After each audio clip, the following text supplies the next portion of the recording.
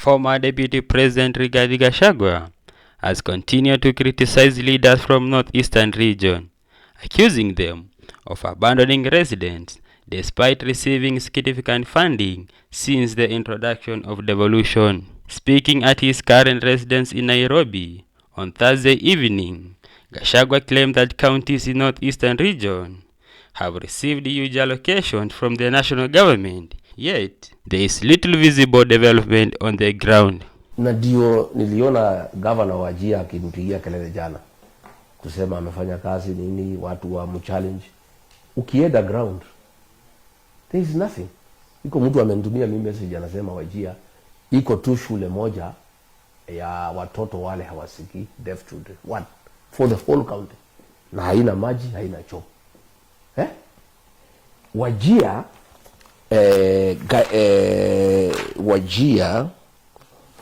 Wajir counties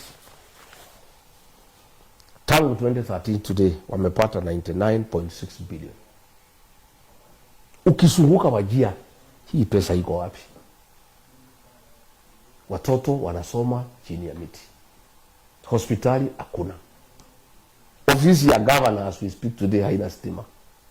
Mandera and Wajir haina stima. Kama hiyo wajumbe wangekuwa hapa Kiambu, wangepigwa mpaka kiboko. Wangepigwa mpaka kiboko. I'm telling you. Hapa kama ingekuwa ni hapa, wangepelekwa sokoni, kutolewa nguo na kupigwa, kuchapwa. Ati umepata pesa hii yote na hakuna shule, ati watoto nasoma chini ya miti. Hakuna maji, hakuna choo, hakuna stima, hakuna darasa, hakuna walimu. How do you explain? The Democracy for the Citizens Party leader alleged that the money meant for development is instead being used by some leaders from the region to enrich themselves. Na ukweli ni kwamba, tuseme ukweli, nimeona ilikuwa kwa gazeti Governor Mandera anajenga 120 flats hapa karibu na Parklands. Alikuwa na kesi na shule, iko shamba ya shule wanapigania na shule. Hizo flats 120, cost of building a flat in Nairobi is about 20 million, ambaye naye inakuja na uso 30 million. That is a cost of 2.4 billion. Huyu governor alikuwa speaker juzi. Hii pesa ametoa wapi? Basi watu ya Mandera wajiulize kwa nini, what is the relationship between hii mjengo ya 2.4 billion iko Nairobi na kukosa any facility in Mandera? Hawa waheshimiwa, na mimi sina ubaya na hawa, lakini lazima ukweli usemwe. Hii malls yote iko hapa ni yao. Mahoteli yote ni yao. Maflati ni yao. Lavington wamenunua, South Sea wamenunua. Mimi sisemi wasinunue. Kama wako na pesa, kwa nini hawezi jenga Garissa? Kwa nini hawezi jenga Mandera? Kwa nini hawezi jenga Wajir? Kwa nini hawezi jenga Isiolo? Kwa nini kila kitu inajengwa hapa Nairobi? Kwa nini hata hii pesa kama mnaiba, kama lazima muibe, simpeleke nyumbani? If you have to steal, it's okay. Si muibe, alafu kuliko kujenga Isili, kuliko kujenga South Sea, kuliko kujenga Lavington, mwende mjenge Garissa. Gachagua further accused the leaders of being disconnected from the electorate, saying many spend most of their time in Nairobi rather than engaging in the people who elected them. Pesa ya kusafiri kwenda kwao nyumbani na waendi, hiyo ni wizi. They don't go home.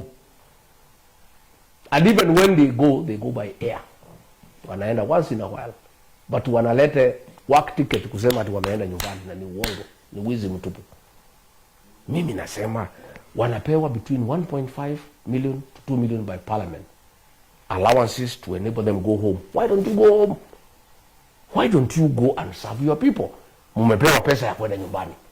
Serikali imesaidia nyinyi through parliament, taxpayers money, to enable you as a member of parliament to serve your people. Why do you claim pesa ya mileage then you don't go home? When will you ever go home? You know, these people used to accuse me that I'm a villager because of kwenda nyumbani. He challenged the leaders to publicly account for the development projects they have undertaken since devolution. Mimi nataka wakinijibu waseme wapi shule mumejenga, kwa nini Wajir hakuna stima, kwa nini akina mama hawana maji, kwa nini hakuna hospitali, kwa nini hakuna barabara. Hiyo ndio nataka muende mnijibu. Museme Rigiji anadanganyana. Rigiji anasema Wajir hakuna shule. Tajeni zile shule mmejenga. The criticism also extended to his former boss, President William Ruto, with Gachagua alleging that the president is now focused on re-election rather than addressing the needs of people in Northeastern region. Rais hana haja na watu ya Northern Kenya. Rais anatafuta kura. Hiyo maneno hapana iko kwa kichwa yake. Rais William Ruto saa hii kichwa yake imeharibika, anatafuta tu kura kwa sababu anaona ataenda nyumbani. Kazi yake ni kusunguka, kupeana uongo na kuhonga watu.